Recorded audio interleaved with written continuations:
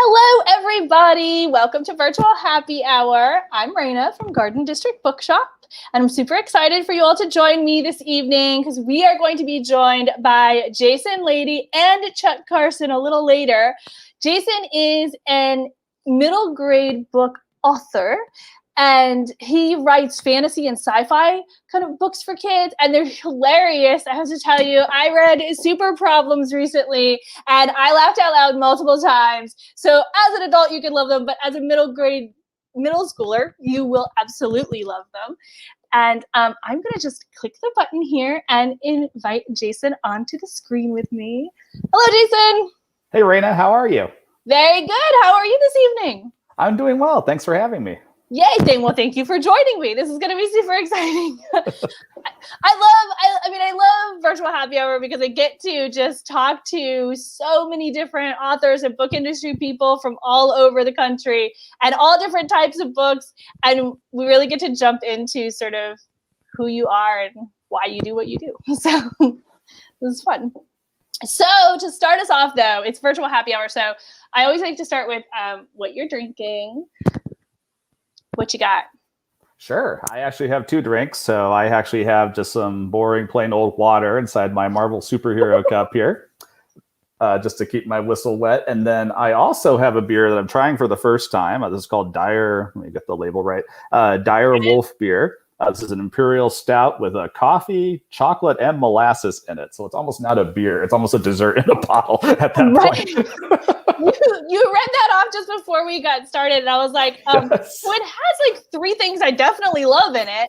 I would try that. Okay, and I know almost nothing about beer, but I am going to ask you another beer question. Sure. Is it like a local brewery or something? What's that label? I don't recognize the label.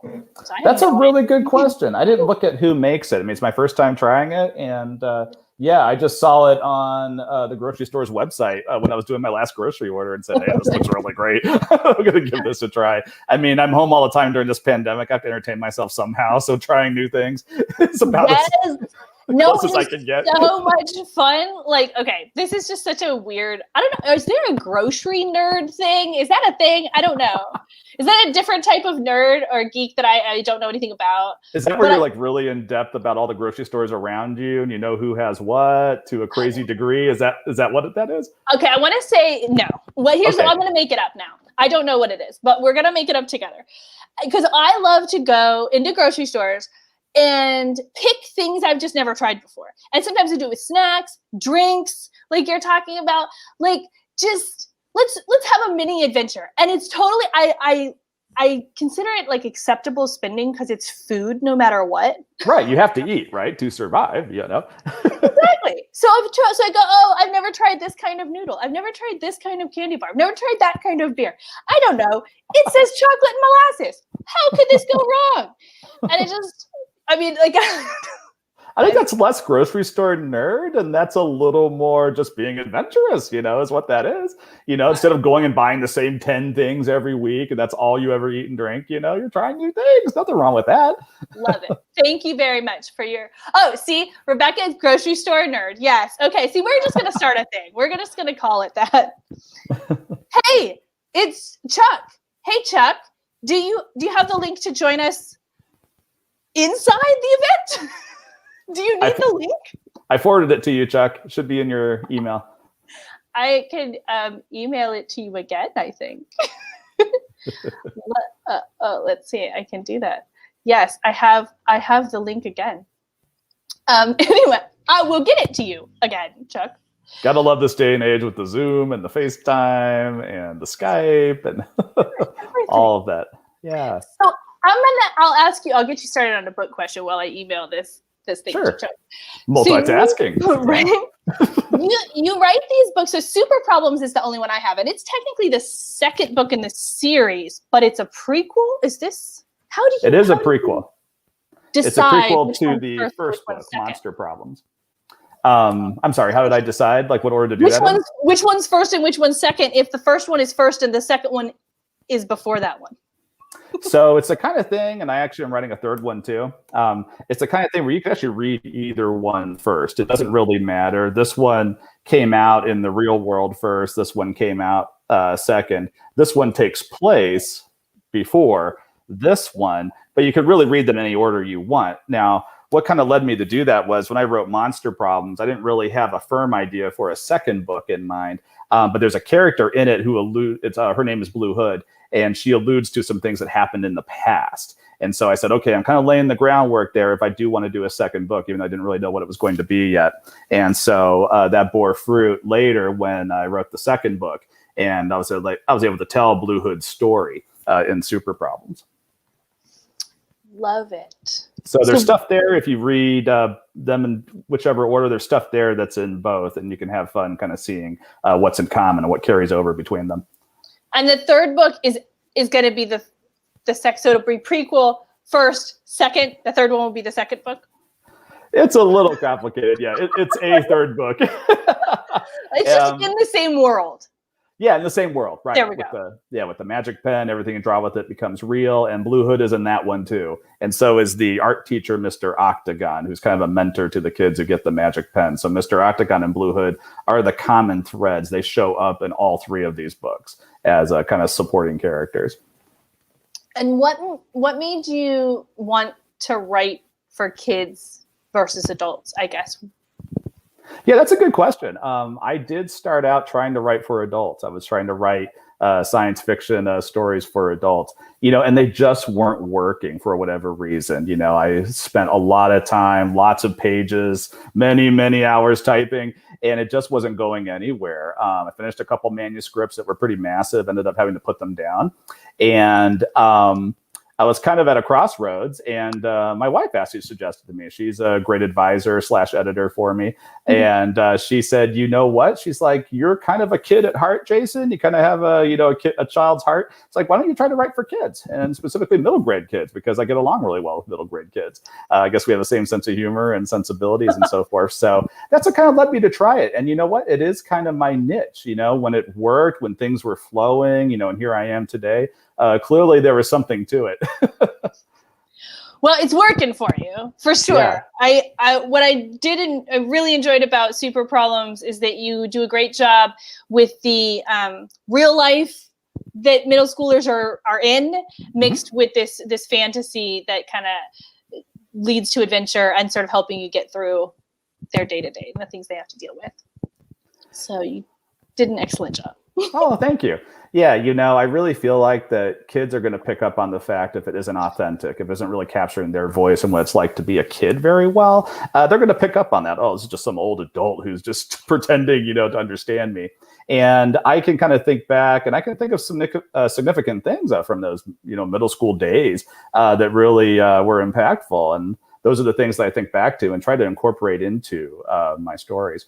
But especially like middle schoolers too, that's like this world where they're too old to be young kids, mm-hmm. and they're still too young to be like, to have gone and look back and go, oh, I see why you're doing that. You're not condescending to me. You're just, right. I see what you're going for. No, middle schoolers are like, that's black and white world, and they are intense about it right now. Right. So you have to come out right out of the gate with like, understanding where they are, respecting where they are, and then you can take them on that fantasy adventure if that's where you're going. You can take them wherever you're going, No, you're right. I mean, they are kind of at a really, really different place in life in terms of being caught between being a little kid, a child with a child's sensibilities, a child's expectations, and then being a teenager. They're kind of in, those tween years.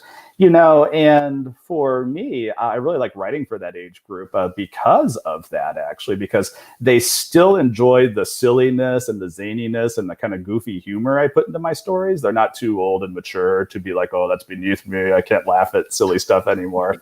But there's a level of plot sophistication and character development that they can ingest, that they can understand. So they're at a really cool place where they have kind of the fun parts of being a kid, but they have some of those sophistication of being an older reader too, as well. Yeah, I have a 14-year-old, so I understand. He's in 8th grade. He's the last bit of 8th grade this year. Okay, so he's right there. Yeah, he's very sophisticated now. He believes himself to be very sophisticated now. Probably more than we were at his age, yeah. Yeah, absolutely. So I see Chuck down here, so I'm going to click the button and invite Chuck Carson into the conversation here, the illustrator of the covers here. Hey, Chuck. How's it going? Long time. It's been a while. Well, I love this because you guys don't actually know each other beyond the work on the covers. Is that correct? That is correct. Yeah, Chuck actually lives closer to you, Raina, than he does to me. He's in Texas. Hope you don't mind me telling people that, Chuck. Texas is a big place. They're not going to find you. You'll be fine. Oh, that's true.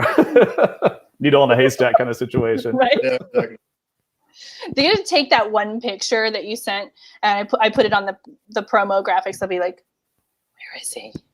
Gonna find him. Take a little while. Might take a few years. Right. He's out there somewhere. Exactly. But yeah, we don't live close to each other, and we didn't meet until Chuck started working on the project. Is how that happened. That's true. And so how does that happen? Like, if you don't know each other, how did you guys get paired up to make the covers? The company that publishes his book, a friend of mine actually works there. He was the art director, and he contacted me and said, "Hey, would you be interested in creating these covers for these books? Because every once in a while we get one. They get one that is cartoony, and he knows I do that. So I said, yeah. Whatever you need. So so I did one, and I think I did 2 books before I did this one, or one, and then one, yeah, Monster Problems, and then this one, Super Problems. Yeah, well, I mean, for the company, I had done a gotcha illustration, and then he's like, "Hey, if you want to do more, let me know." And I said, "Yeah, whatever." So how do you guys work together on that? I mean, Chuck, do you read the whole book, or Jason, do you sort of lay out the characters in the way you picture them, or how does that work to collaborate to do that? Well, he writes out a description of what he wants as far as characters, and because there's no visual pictures in the book, right, other than the cover. So what he did, he gave me a few sketches and ideas, and then a written description of what they're supposed to look like. And then what I'll do is I'll do multiple illustration sketches, really, and just send them back and forth until he sees something that, oh yeah, I like that. Let's try this or that. And then I'll do it just back and forth, really, until he gets a look that he likes. And that's something that's really cool about the publisher, Black Rose Writing, is that they do encourage that collaboration. I've heard horror stories of writers who, a cover just gets slapped on their book. They have no say at all in how that looks. And sometimes they're not pleased with it. And they really they encourage that back and forth to a degree where I was kind of feeling bad. Like, am I actually being too picky and making too many suggestions? And they're like, no, let's get this right. Let's get it the way it needs to be. And, Chuck was very easy to work with during the process. Yeah, I mean, this stuff's forever, so you want to make it look as good as you can. Right. Well, yeah, all the way around. That's the cover of Jason's book forever, and that is the example of your illustration forever. That's the way it is. It's like a tattoo, right? Yeah, right? Exactly. You can think you burned them all, but that's not true. Someone's got one out there. They're there. Right. It's really important to work with the writer and get their vision, because I think it helps in both arenas, right? Where he's more comfortable now showing the book, because the children that read these books now visualize that cover when reading the book. Right. And so it's very important to get that correct. Well, especially on kids' books too, like middle grade books and younger especially, they have to have something to do with the book. Like an adult book, you can put an abstract cover on there. Right. You can put pretty flowers in the title, and there could be 0 flowers ever mentioned in that book. Yeah. And that's fine. No one's going to question it. But a middle grade book, a picture book for kids, those types of things, the cover is really illustrative of what is happening in this book. You can't just put some flowers on that and go, oh, monsters. It's random. It's got to connect with the book. Somehow. Right. Unless the cover is fun, they're going to look at it and say, this looks really boring. I'm not going to read this, Exactly. But it works well for in the future if you ever want to do anything like stuffed animals or anything like that too, because you want to get, the creator's vision correct. Right. So those things don't change too much in the future. And the good cover, definitely made me. I'm sorry, Raina. Oh, no. Please continue. It definitely made me, these covers, that this is fantastic. This is capturing exactly, how I envisioned it. But, with Chuck putting his own spin on it too, which was really cool. But it really gave me the confidence to go out and really, be able to, sell this book to people.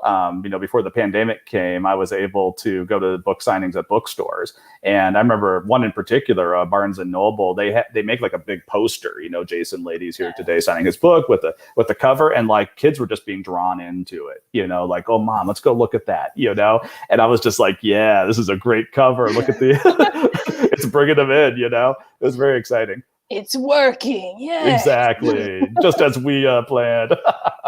Exactly. So how long does that process take from, accepting the job, I guess, from the first time you guys talked to like, we've decided this is it.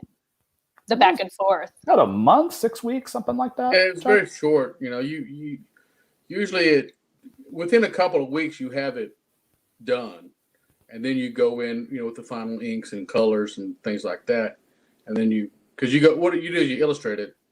You design all your characters, you get back and forth and you get all your feedback. And then when you actually draw it, that's when they see it. And then I'll go back in and start coloring it. And that takes a little while to do. Right. To finish it off. Mm-hmm. About 4 to 6 weeks. Yeah. That seems workable. I have no idea. Before you just said that, how long that would possibly take. But it sounds good. It could be quicker. It could be longer. It just depends on the project. If I was less picky, yeah. Maybe it'd be quicker. Well, because a lot of, these are cartoony illustrations, so they don't take as long as say a realistic one. Mm-hmm. If you're painting something realistic, it really takes a lot longer to do. That makes sense. And I imagine that, also the number of illustrations and the number of characters you're trying to represent too. So that would exactly, and backgrounds and things like that. So. Mm-hmm. And I think when you're moving away from the realistic stuff and it's more cartoony, it can get a little more difficult in some ways because I was writing up the concept for this cover, and I was saying, hey, it needs to have the villain on it, a living stinky sock, and it's got to have two superheroes as well as an alpaca. You can see the alpaca freaking out in the background there. And so there's all these different elements thrown in there that are really important. And it's like getting them just right, is a huge consideration, especially the living sock. I think that went back and forth a little bit, what exactly he should look like. Yeah, exactly. Yeah, you're right. It's not an everyday ask, hey, draw this for the book cover. You do just a bunch of different kinds of. We tried putting multiple more characters on there, and yeah, it was just too flooded, like busy. Yeah. What I do is when I do an illustration, for example, I'll put on the monitor and then I'll step back about 25 feet or so and look at it and see if I can tell what it is. Mm-hmm. That was real little. And say, okay, if that works, and move forward with that. So it's an important consideration, especially with books being sold online. People are scrolling through Amazon, they're scrolling through BarnesandNoble.com, and the book covers are like little thumbnails, right, Chuck? I mean, they're like those little tiny things, and so your cover's got to be simple. It can't be flooded with too much stuff, otherwise it'll just show up as something they'll gloss over really easily, too cluttered. That's true. Even as a book on a shelf, like if you've got this faced out and I'm across the bookstore, if I glance at it and I'm like, if I can see what it is, if I can really recognize it, I might be drawn in. Like you were talking about, doing the book signing, they're drawn into to that illustration. If it's too cluttered or too non-specific or something, then from across the room, it doesn't really pull me in. I see a book, but it doesn't really make me want to go and check it out. So yeah, both ways, both online and on the shelf.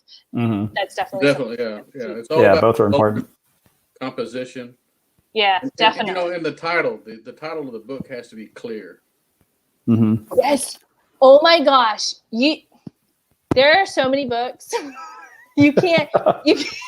You can barely tell what the title is. Sometimes. Yeah, I mean, whenever I see a book, even a comic book, and if the illustration of the title is like really thin, decorative font, and it's like, yeah, it looks cool when you're right here, but Or if you already know what it says, sometimes you can pick out that scroll work. Oh, that's beautiful. But if you're in a bookstore or, online, both, and you're scrolling through, or you're walking through and you don't already know what the title is, it's just, it's jumbled, and you have to look at it and you have to decipher it. You're like, well, by the time I've done that, like the only person who's going to do that is a bookseller, because I need to know where to put it. Yeah, exactly. You just got to keep that in mind. So Jason, I know that you showed like your phone and had some early drawings. I do have some early drawings. We're going to use this. We're going to segue right into drawing ourselves. Sure. So the first place to start is with the cover of Monster Problems. This is the first book that Chuck did the cover illustration for, the first book in this series. And you can see the general kind of concept there. You've got the drawing desk at the bottom. You have the picture.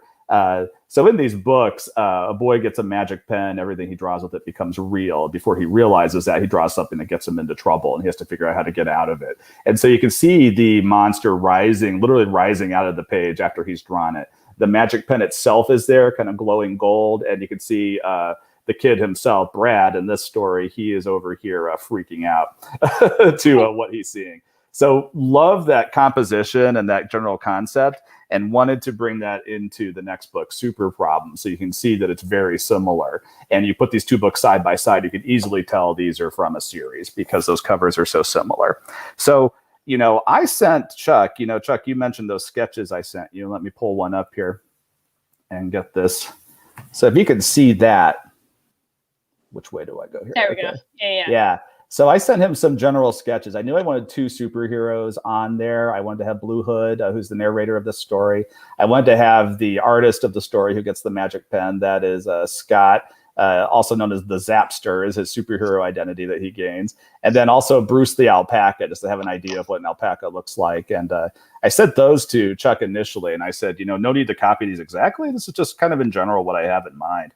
And so Chuck did some character sketches and sent them. First off, I'd asked him too, hey, there's a Stinky Sock as the villain. He's what's going to be rising out of the page. So he actually drew some Stinky Sock concepts here. And I was like, yes, I want him to wear a hat. I want him to have glasses on. I want him to look really angry and have smell lines coming off him. And so, Chuck just nailed that right there, And then with the other characters, here's a concept sketch for Scott, Zapster, if you can see that. What he ended up being. So, Chuck kind of took it and put his own spin on it. And I really like it. I really like how it looks. And then Blue Hood herself, exactly how I imagined her. I said I want her to have a hood, a cape, bandoliers, and I love how it looks. Yep, that's how she ended up. Yeah. Yeah, there we go. Exactly. And so the actual covers, I'll just show you a couple of examples. So Chuck mentioned we tried to put a bunch of stuff on there at first because, as the writer, I love all the characters and I want all of them to be on there. And so you can see there's some kind of floating kind of things at the top there. We had the concept of you'll see faces of other characters kind of looking down at the action and being like, to what's happening. And then, Chuck and I said, what, it's too cluttered. Let's not do that. And so then we ended up just keeping things more simple. So then the other thing that happened was, I wanted to have Blue Hood kind of prominent on the cover so girls could see there's a girl character in the story. And the initial concept for the cover, you can see it's kind of coming together there, but she was turned away.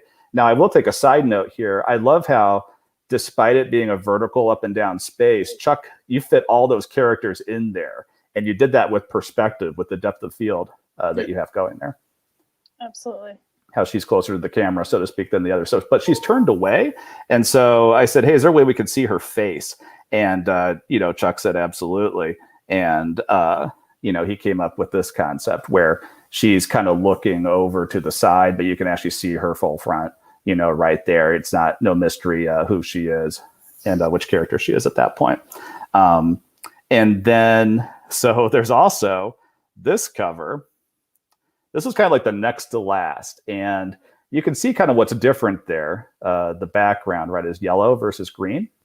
Right. And Raina, can you guess why we changed that from yellow to green?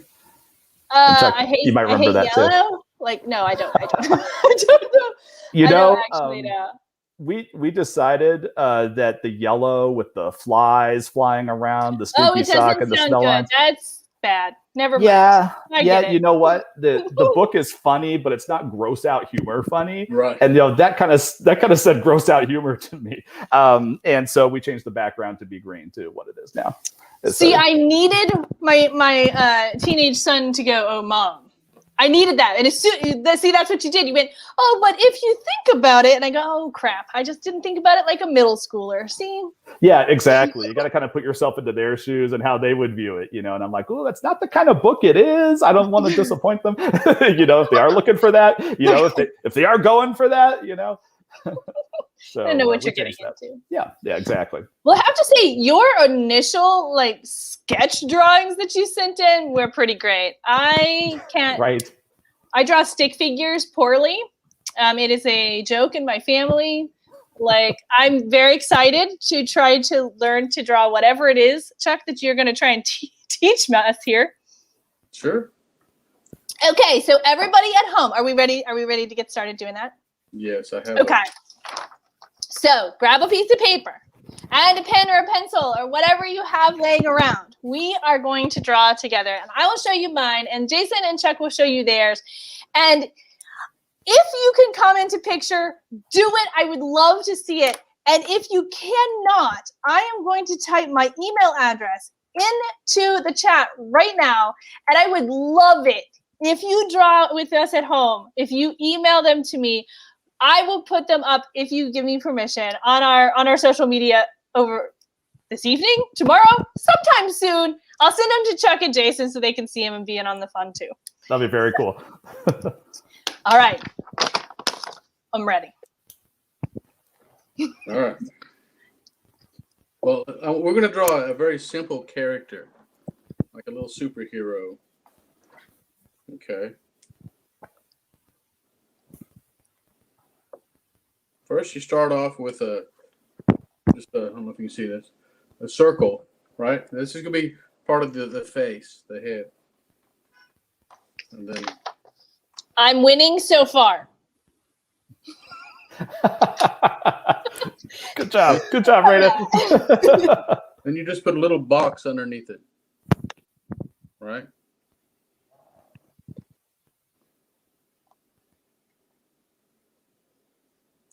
And that's going to be the jawline. Okay. Do you ever, you probably don't do this, Chuck, but do you ever start drawing something, then learn what it's supposed to be and go, crap, that's way too big? Oh, yeah. Okay. I change it. Whenever I do an illustration, sometimes it never looks the way it looks here. Right.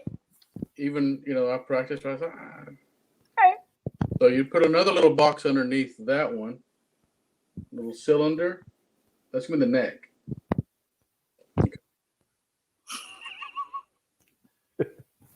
You're making it sound so easy, Chuck. Yeah, right. I hear what you're saying. Then you add a little circle, and you do it real lightly because you're going to be erasing or drawing harder over the top of it. That way you don't see all the scribbled lines. Yeah. Usually what I would do is I would draw like this, for example, and then I use a light table, and I would ink on a light table on another piece of paper. That way I don't have to erase, and I still have the pencils if anybody ever wants to see those. But like the drawings that you sent. correct. Yes. That way it's like, yeah, that's how you did it. Yeah. All right. I have a pencil. All right. I started with the pen, but we're in it. Now what you want to do is you cut the face right in the middle, right? Notice how it curves here. It comes down. Okay. That's important because you are putting. It's like the head is a melon, right? He kind of looks like a robot right now. He does. Yeah, mine too. A little Yeah, robot look to him. Robot Man. Yeah. Yeah. Exactly. So, and then what you do with this, if you can see that, I'm on an iPad, so the camera is like off to the edge. I was having problems with that too. Yeah, I feel it's better now. hard to orient yourself. I've been doing this every week for almost a year now, and I still am like this way, which Right. there you are. Okay, yeah, like us to point the wrong way. And what I do here is I add another. It's like a bent cylinder. Okay, you do. Okay. This is like where your arm socket would go. Okay. This will be your check. All right. Yeah. Then you do another one over here. It sort of goes off the paper. Okay. With you so far. Very, very similar to the jawline. Just put another box down here, and that's your torso, your belly, right? Your six pack, your. Yeah. It works out. We all have one of those. Yeah. Mm-hmm. Or 6 of those. I know exactly what you're talking about. Mine's just hidden. Yeah. Right. That's what we're just from here up has to look good. That's all. Yeah, exactly. That's what's great about Virtua. Right. Here, what you want to do is you want to make another circle. And on this side, you make the same kind of circle. It can be a little smaller because you're further away. When things are further away, they tend to look smaller. Right? Yeah, sure. Okay, this is the first time I feel like I've done something wrong on that side. I think his arm's going to be, something is going to be wrong with his left arm. I don't know what it is yet. Just work that into the character, you know? Just work it into his backstory. That's where the writing comes in, where you have to write. Come up with a reason for why he looks that way. He has a big arm on this side. And then you put another cylinder here. All right. Yeah. Okay. Upper arms, the biceps, right? Exactly. And then you can put another circle here underneath it where your elbow would be. Okay. All right. So I want to show anybody who's drawing with us at home. So my I don't get to have another arm, because another part of his arm, maybe because he's like bigger off the end. So he's not going to get the bend in his arm, I don't think. But that's perfect. That's exactly. That's okay. And then you just do, if you have room, you draw another tapered cylinder here. It's kind of like you look at your arm and it's thicker at your elbow than it is at your wrist, right? Mm-hmm. So you just bring it, you just taper that in to where it's smaller on one end. And then here you can just put another box, right? Here. Yeah. And what that's going to be, this is like where your wrist is. Then this is like the meat of your hand if you didn't have any fingers. So if you were like, I had a fist or something. Yeah, exactly. Yeah. And then you just do another one. Bend it down a little bit. And that'll be like your fingers. Oh. See? And then you add a little, just to do like a backwards C right here. And that's like your fingers folded up. Got it. Like you're making a fist. Then you just put, a couple of lines here. In cartoons, it's okay to have 3 fingers. And then you can just put a little thumb here. That could be a little circle. Oh, okay. There you go. That's true. Mickey Mouse does have 3 fingers, doesn't he? Yeah. There's a lot of cartoons, have 3 or 4 fingers. Exactly. Or 3 fingers and a thumb, I guess. Keeps it simpler, right, for the animators? Yeah. And so, okay, let's do some face stuff here, right? So you put a little notch here, like a backwards C, but flattened. And that's going to be like the top of your nose. Where your nose starts to come out. And I'm going to draw backwards here. So and you just put like a little notch there for your nose. And then for your mouth, what you want to do is do one line. And then another line underneath it. Kind of drop it and they're coming back up and they connect. Right? And then after that's the inside of your mouth, like your teeth would be right behind that. Mm-hmm. Once you get that shape, it's easy now to add the lips. So you put like a little line underneath it, and that'll give you the thickness. Oh, he has a lip. And then if you want to, you can do the top as well. I've never been able to draw lips ever, well. So I'm so glad you're showing me how to do this. Oh my gosh. Okay. I can't say that I'm doing it well over here, but I know how to do it. I think it just might be a mustache, maybe. It could be. That's okay too. Yeah. Anything not? works. It's an original character. Yeah. And so for the eyes, what you do like a really slightly oval, right? Not a round. Doesn't be perfect. And then you can put a line above it and bend it a little bit for your eyebrow. And then if you did it lightly, you go back in and just darken just the top. And then you can add a little pupil. And then you can put a little line in if you wanted to. Then for the ear, just go the circle you made for the ear. Just do the back half of it, because like a C, like a backwards C. You just kind of darten that up, and then you put a line in the middle. The line is like very simple, straight line with a circle. It's like a little arch with a little circle on it. And if you want to do hair, the easiest way to do hair is just do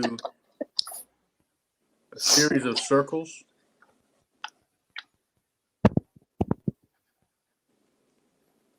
And then you go through, and when you ink it, for example, you'd only do the outside.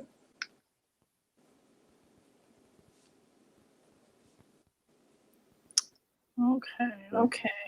Like if you color that solid, it would look normal.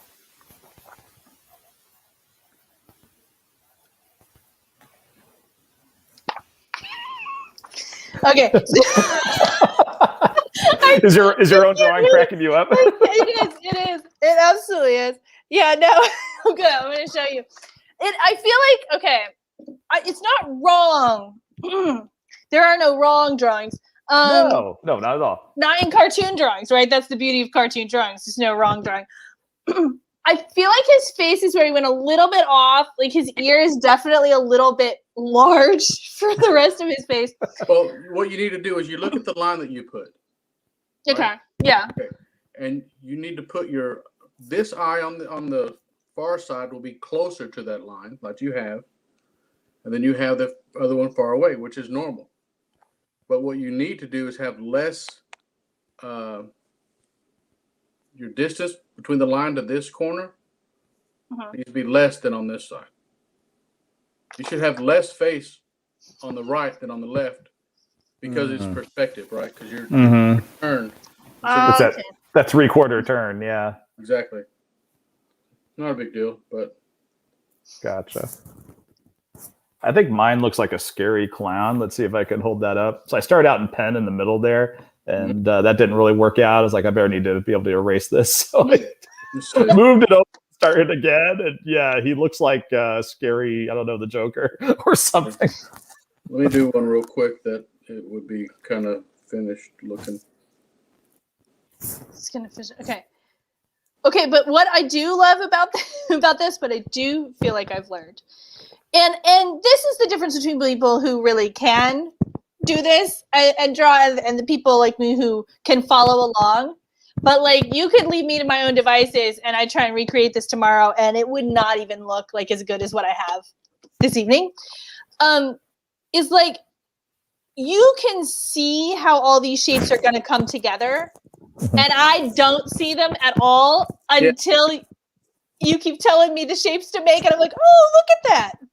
It's a thing. Yeah, you can kind of see at the end. Yeah. Right? Yeah, it's all coming together for something. So let's say you have something similar to this, and then you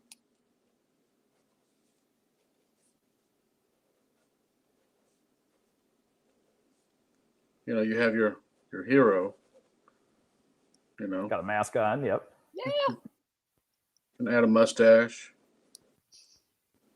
little beard. Kind of an Errol Flynn kind of mustache. Yeah. Exactly. And what I would do, for example, I would draw this in different layers. I would add glasses. I would add, you can add wrinkles to make them look a little older. The trick with cartoons is very simplistic movements with your pen. Younger people will have, a bigger forehead and a smaller chin. And as you get older, this gets bigger, this gets smaller, right? Right. But you don't put lines, even though we all have them. Even as youngers, you don't put those in your illustrations because it looks like a wrinkle because there's no other line movements on your page. Mm-hmm. Right. So that way, when you draw someone that needs to be an adult, you can do it with a simple line. Oh yeah, that's Archie's dad or whoever, and then you can get rid of the hair, for example. Hairstyles are also very important because they change so drastically over generations. If you look at the hairstyles from the 1950s, it's from the 1950s. Right. They're the big Stands hair, out. and then as you move forward, mullets, for example. You add a mullet to a character, you're going to know it's from a particular time, Mm-hmm. And the clothes, the style, you look up current trends when you're doing character design for what people wear today versus what they wore in the early 2000s. Yeah, and something like you're saying, something so simple, even if you take the same time frame, you can tell a young hairstyle, a mom hairstyle, a grandpa hairstyle, those types of things are going to be really like those are obvious. There's some of those you can put in and that you definitely know. Mm-hmm. Yeah. Exactly. And even like you said, even if you're drawing like cartoon characters, those things can anchor it in reality. Exactly. And it's like drawing like Snoopy. You want to draw that, you would do. Okay, wait. I need a new piece of paper. All right, I'm ready. I'm gonna draw Snoopy. Teach me your ways, Chuck. Okay. So what you want to do is you draw like, again, the circle, right? Got to move it over a little bit, Chuck. It's off the screen. Yeah, there you go. Oh, there we go. So it's hard for me to see, but so I would draw this.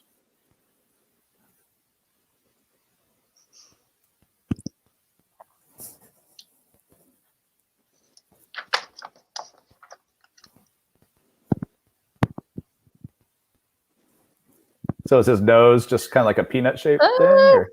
Yeah, peanut shape for the nose. Okay.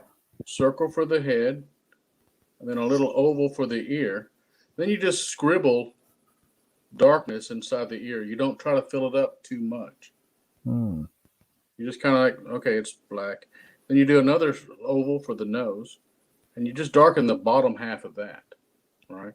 Then you put a little rectangle for his collar, little circle there. And then for the body, it's put a little circle there. And I put little cylinders for the legs. And then big flat foot, and just do it twice.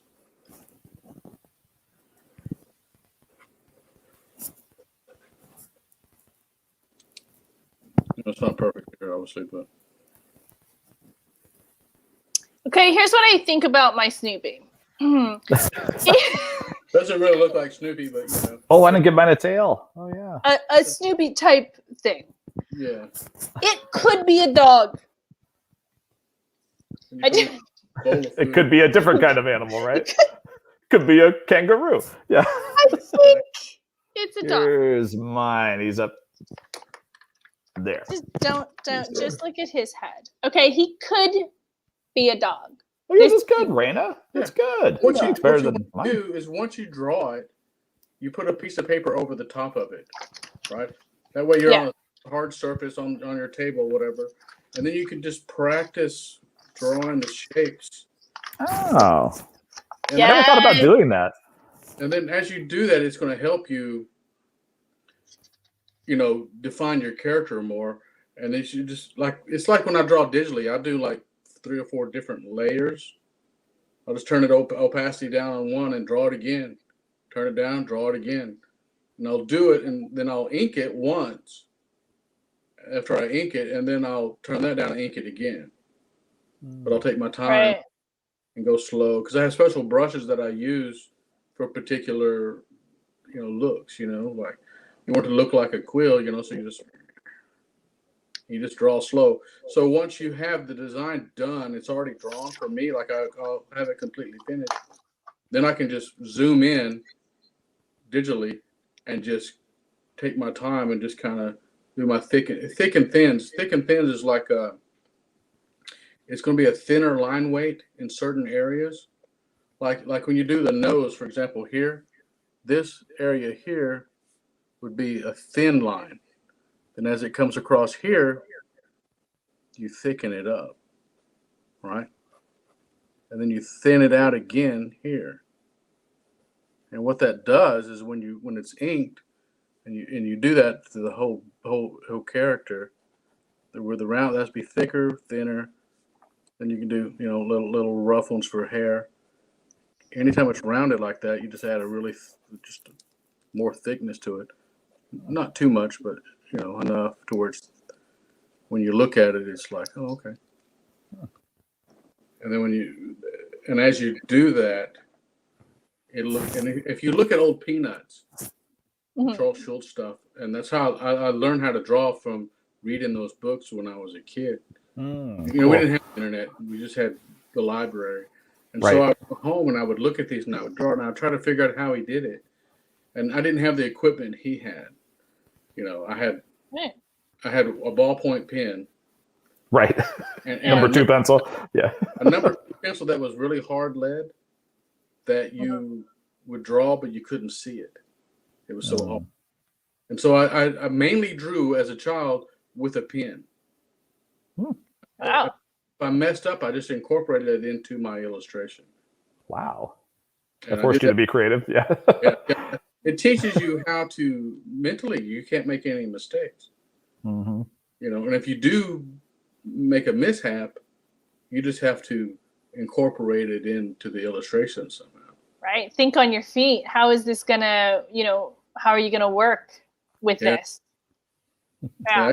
And I would draw every single day in school. I did a comic strip. Did you ever get in trouble for drawing in school? Yeah, all the time. Yep. Yeah. In fact, Monster Problems stars a kid who that is exactly what happened. That's why I asked. It's based on my childhood experiences. Yep. I mean, my English teacher, she was always like, "What are you doing?" I said, "I'm on 182." Right. I was on 182. I remember that. She would throw they didn't like the sound of that. Yeah. Sorry. Yeah. My son has gotten in trouble for drawing as well. Well, it's good to know this is kind of a universal thing. It's happening to multiple generations. It's still happening. Exactly. I would do illustrations for the teachers every once in a while. And they would put those in the back of things they would hand out. Because then people would keep them. Oh, that's funny. Let me, they may not ever read the front where the information was they needed to, but, it was a way to get them to at least flip through it to see if there was the back. Yeah, exactly. Yeah. At least look at it. Yeah. Yeah. My science teacher, I drew him as a mad scientist. Cool. Did he appreciate that? Did he like it? Oh, he loved it. Yeah. Okay, good. He had a sense of humor. Good. Yeah. I think some of the science teachers I had would not have liked it. Yeah. No, well, what happened was one day I was drawing on my desk. You have those little desks you sit in with the chair attached? Well, I would draw on it all the time. And I'd leave it there, because it's all day. And he was like, first he got mad. But then I drew one for him, him as a, monster. And he actually liked it. He's like, "Hey, can you actually draw that for me, like on a real piece of paper versus the desk?" Right. Can you stop vandalizing the school's desk and put that on a piece of paper? I would love that. Thank you. Exactly. Be a little more productive that way. Yeah. This is 6th grade, And so I did it, and he would put it on. I came in one day and he had it printed up like hundreds of them, and he had a test on one side and a drawing on the other, and he's handing them out. It's like, oh. That's awesome. That is really awesome. That is really cool. For the rest of the time I was there, so. But yeah, I've had teachers get mad that I did draw them. Sorry. Right. Well, just like the main character in Super Problems, I drew my friends as superheroes a lot growing up. My dad was in the Army. We moved a lot. So it was kind of a way to kind of get in good with the kids at whatever school I was at. And I drew my own comic book. So it's cool to hear about you growing up and drawing, Chuck, because I didn't stick with it, but I drew a ton growing up, and that's actually where the main character in Super Problems, what kind of inspired that, because he draws his friends as superheroes. But yeah, I'd always take like some part of the kid's personality or some interest they had. Maybe they ran fast or whatever it was, and made a superhero identity out of it and put them in comic book adventures. Is that your science? Is that the That's what my science teacher? Is that the mad scientist? No, that was one of my friends. That's how I used to draw back in 6th grade. Oh, cool. It was basically just the same face with different hairstyles. Everybody, all your friends just have the same face, but like Yes, and they were- Slightly different accessories. Yeah. He would get so upset because he was like, "Hey, how come you didn't draw me with muscles?" Yes. It's like, Yes. you don't have any muscles, you know. Well, that was the because thing with the drawing. honesty of a 6th grader. Yeah, you're just Well, like, drawing kids as superheroes, you got a lot of that. Well, how come I don't have a better superpower? I don't like my costume. How come my costume is as cool as the other kids? And it actually started some arguments where the kids were actually, oh, that's really cool. yeah. Where the kids were actually, arguing about who would win if their two characters fought each other, and arguments on the school bus, arguments, at recess. I'm like, fine. My friends are like, I get mad at them, or they get mad at me, or whatever. So I would draw their character getting beat up, or kidnapped, or thrown in prison, or his head shaved. Like, it was funny for me because it was like, yeah, I can't do anything physically to you because you're bigger than me, but I'm going to draw you. Yes. Mhm. And you're going to get it in the story. That's right. Yeah, exactly. That happened. A couple of my friends now have actually asked about that. Like, if I ever get on your bad side, are you going to do something bad to me in one of your stories? I'm like, stay on my good side. You won't have to find out. Exactly. So we don't talk about where any of the villains in my stories come from. We just don't talk about it. That way we don't have to single anyone out. Right. These are sensitive topics. We must not, air that out for the public. Yeah. Yeah, exactly. All the characters we like come from specific people, and all the characters we don't like are just an amalgamation of ideas from some people I've known over time. One exactly. of the important things about character development is, personally, when I'm creating a character, I will assign him a personality. Mm-hmm. Usually from someone I know, very well, or, a celebrity or something. And even that's like a character that they were, not them, because you don't really know them. So, what I would do is I would take friends of mine that I work, that I hung out with, and I'd say, okay, he does Mm-hmm. that. And then I would assign that to a character, and then I create the character, and it's always just a little bit. It's not 100% one person or another, right? Because you're like, yeah, this guy's, he's cool, but this guy's fast, and this guy's a bitch. Mm-hmm. Guy, has this. I'm gonna let me, I want my character to have all those traits. Mm-hmm. You'll add that, to your characters, or I'll put them in a rock band, and none of my friends know how to play any instrument, so it's like, hey, I don't do that. Yeah, see, that seems like it would be fun, kind of like making them superheroes, is you take your actual friends and then you put them in a rock band. Like, but you just seem like you'd play drums, so right. You seem like the bass player type, the keyboard type. Yeah. Exactly. So just give them a little guitar, and, yeah. Little keyboards, little microphone. Well, I get what you're saying, Chuck, because the group of kids in Super Problems, there's a group of 4 of them. The 3 guys are based on my 3 really good, me and then my 2 really good guy friends from middle school. But like you said, though, not 100% based on them. There's probably like maybe 60% based, and the rest of it I'm kind of filling in, so it's not, there's some deniability there. It's not 100% based on you. Exactly. I love it. These are the considerations we have to make. Well, yeah, you don't want them to sue you later for. Well, the other thing you can do is you can use those people to dress up as cosplayers. So. Yeah, true. Yes. True. There you go. That's a good point. Thinking ahead. Yeah, I like that. That would be so cool if people cosplayed as these characters, Chuck. from the covers of these books, that would make my day if I saw that. That would be amazing. All right, goals, right? Exactly. You got to have goals. Well, you guys, we've almost made it around to 6 o'clock. So I want to say to everybody out there, please share your drawings with us. I put the email address in the comments. So remember, share your drawings. Don't be embarrassed. They're not going to be worse than mine. So just send them in and I will share them with Jason and Chuck and we'll put them on our social media. Just tell me if that's okay in the email. And I also put the links to Jason's books, Monster Problems and Super Problems. Jason, you're working on a third one. Is that right? I am, yes. Another Magic Pen adventure in this series. I'm already visualizing what the cover will look like, Chuck. We'll be in touch at some point. Get ready. So how far out do you feel like we're from there? Oh, yeah. The third book. The first two came out very close together, just how it worked out. This one, I'm only in the middle of it right now, of what you might think of as like maybe a second draft. So I'm hoping by the end of this year to have it ready to go. All right, no stress. We'll just keep our eyes on it. Don't pressure me right now. No pressure. I'm sorry. I'm kidding.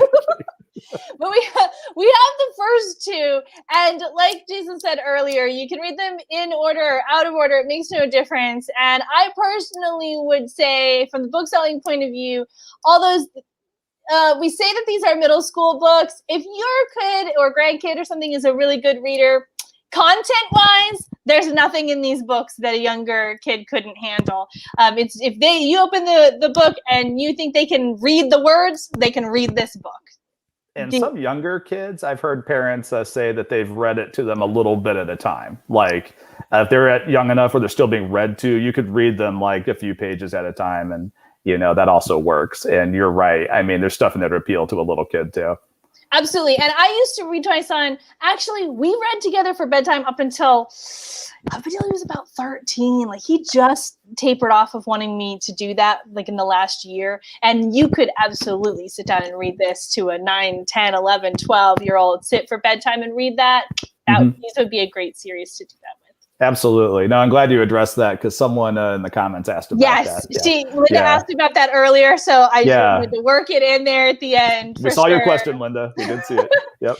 And Chuck, thank you so much for drawing with us and teaching us how to draw. This Thanks, Chuck. Robot guy, I love him. I'm gonna work on my Snoopy. I don't think he's all there quite yet. Mine neither, so, Start there, work your way up. Exactly. But I learned to put a piece of paper on top of him and draw him again on top because I never come up with that. I never heard of that too. Yeah, that's great. See, that's an illustrator trick. Very helpful. And I'm actually going to put a link to Chuck's Instagram on here so you can see some more of his drawings as well. Can I plug something that's on my website right now? Please do it. Yes. I actually, if kids draw pictures as if they had the magic pen and everything they were going to draw becomes real, they draw a picture of something they'd want to become real, and they send me the picture. I post it on my social media, on Instagram, Twitter, and Facebook. You can submit those through my website, www.jasonrlady.com. There is a link to Jason's website as well. So send him your drawings, send me your drawings. And if you know any kids that read it and draw with the magic pen, send them over to Jason's website. Please, I love seeing those. Thank you, guys. Thank you both for joining me. You're welcome. Thank everybody for watching. Appreciate it. All right. Thanks for having us. Thank you. You guys have a good night. You too. Take care. Bye. Bye.